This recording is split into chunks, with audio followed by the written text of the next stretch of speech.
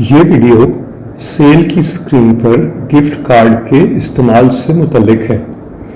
Cell की screen पर हम गिफ्ट कार्ड को सेल कर सकते हैं और गिफ्ट कार्ड की मदद से पेमेंट कर सकते हैं। हम इन दोनों एक्शंस को यहाँ देखेंगे।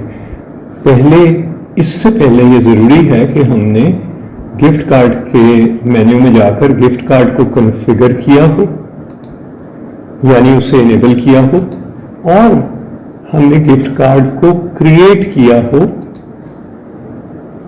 इस मेन्यू की मदद से।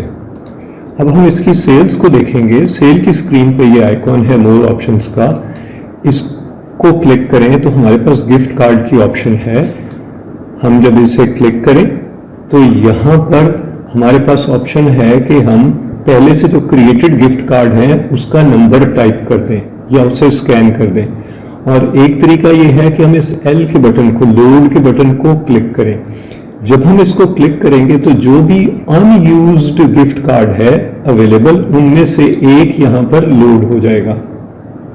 और हम मूव नेक्स्ट करेंगे तो इसके बाद गिफ्ट कार्ड की अमाउंट देंगे और ऐड टू सेल करेंगे। अब ये गिफ्ट कार्ड हम सेल करने जा रहे हैं। जब हम इसकी पेमेंट करना चाहेंगे तो पेमेंट में हम पेमेंट डाल के इसको सेव करेंगे। अब हमारे पास दो प्रिंट आउट आएंगे। पहला प्रिंट आउट गिफ्ट कार्ड को प्रिंट करेगा, ये हम कस्टमर को दे सकते हैं। और जो दूसरा प्रिंट आउट है वो रेगुलर सेल की इनवॉइस है, जो ये शो करती है कि हमने एक गिफ्ट कार्ड सेल किया है। इस तरह से हमारी गिफ्ट कार्ड की सेल कंप्लीट हो जाएगी। इसी को हम दोबारा देखते हैं कि जब हम गिफ्ट कार्ड को क्लिक करेंगे तो एक ऑप्शन हमारे पास टाइप करने की है। मैं यहाँ पर कोई भी नंबर टाइप कर सकता हूँ, और अगर वो गिफ्ट कार्ड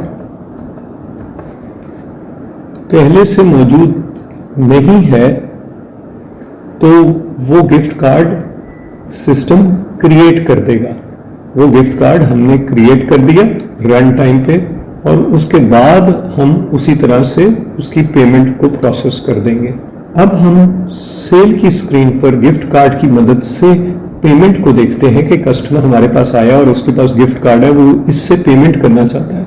तो हम इनवॉइस बनाएंगे और पेमेंट पर जाकर स्प्लिट मोड में जाएंगे तो हमारे पास गिफ्ट कार्ड की ऑप्शन आ रही है।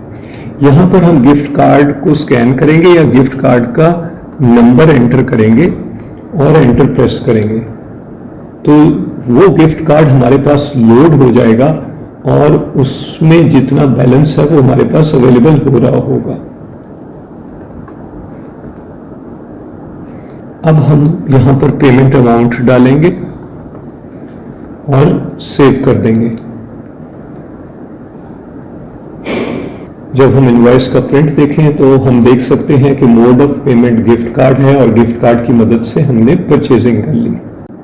गिफ्ट कार्ड को टॉप अप भी किया जा सकता है, तो और इसी स्क्रीन से हम गिफ्ट कार्ड को टॉप अप कर सकते हैं। जब हमारे पास ये गिफ्ट कार्ड की ऑप्शन आए तो इसमें हम गिफ्ट कार्ड के नंबर को फीड करते हैं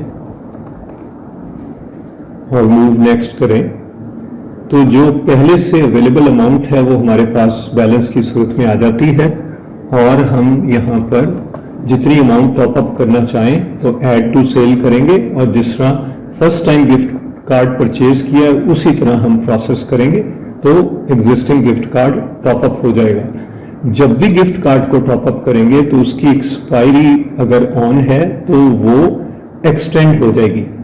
अगले, जिस तरह हमने इस गिफ्ट कार्ड की एक्सपायरी 1 साल रखी है तो अगले 1 साल तक वैलिड हो जाएगा।